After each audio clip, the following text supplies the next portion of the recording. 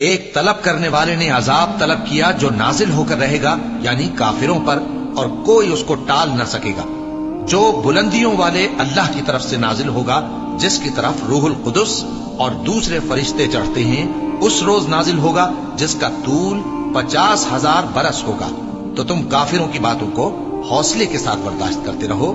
لوگ اس دن کو دور سمجھتے ہیں جبکہ ہماری نظر میں وہ قریب ہے۔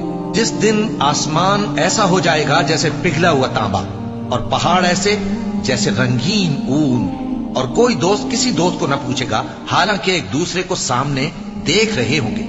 اس روز گناہگار چاہے گا کہ کسی طرح اس دن کے عذاب کے بدلے میں سب کچھ دے دے، یعنی اپنے بیٹے اور اپنی بیوی اور اپنے بھائی اور اپنا خاندان جس میں وہ رہتا تھا، اور جتنے آدمی زمین پر ہیں غرض سب کو دے ڈالے، پھر اپنے آپ کو عذاب سے چھڑا لے۔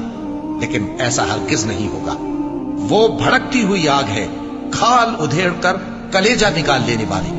وہ ان لوگوں کو اپنی طرف بلائے گی جنہوں نے دین حق سے اعراض کیا اور منہ پھیر لیا، اور مال جمع کیا پھر سینت سینت کر رکھا۔